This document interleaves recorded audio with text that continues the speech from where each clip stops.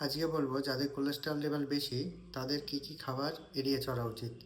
প্রথমেই ওদের cholesterol level বেশি মানে যাদের ট্রাইগ্লিসারাইড লেভেল প্রচণ্ড বেশি এবং তার সাথে টোটাল কোলেস্টেরল লেভেলও বেশি, তাদের কি খাবার মেনলি এড়িয়ে চলতে হবে। প্রথমে হচ্ছে ঘি, মাখন, চর্বি জাতীয় খাবার, অতিরিক্ত তৈলাক্ত জাতীয় খাবার, বড় মাছ, বড় মাছের মধ্যে রুই মাছ, কাতলা মাছ, তেল জাতীয় মাছ, পাঙাশ মাছ, সব খাবারগুলো এড়িয়ে চলতে হবে।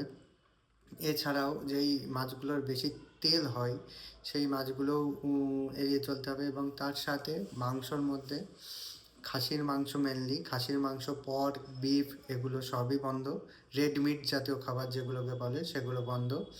এবং মুরগির মাংস খেলেও যে মুরগিটার একদম ছোট, তেল হয়নি, যে মুরগিটার, অনেক মুরগি অনেক বড় হয় এবং তেল হয়ে যায়, সেই মুরগিগুলো খাওয়া যাবে না। তৈলাক্ত খাবার কিছুই খাওয়া যাবে না। এবং কষিয়ে মাংস রান্না বা কষিয়ে কোনো মশলা জাতীয় খাবার, সেই খাবারগুলো এড়িয়ে চলতে হবে। এর সাথেও আপনাকে নিয়মিত হাঁটতে হবে।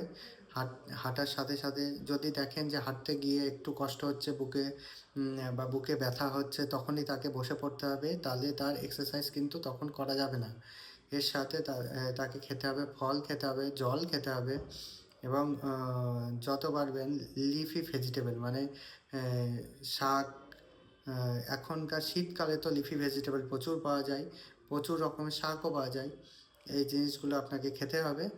আর বিশেষ করে মাখন, চর্বি এবং দুধের জিনিসগুলো এড়িয়ে চলতে হবে। মিষ্টি জাতীয় খাবার এড়িয়ে চলবেন, তাহলে অনেকটাই আপনি ভালো থাকবেন, সুস্থ থাকবেন। নমস্কার।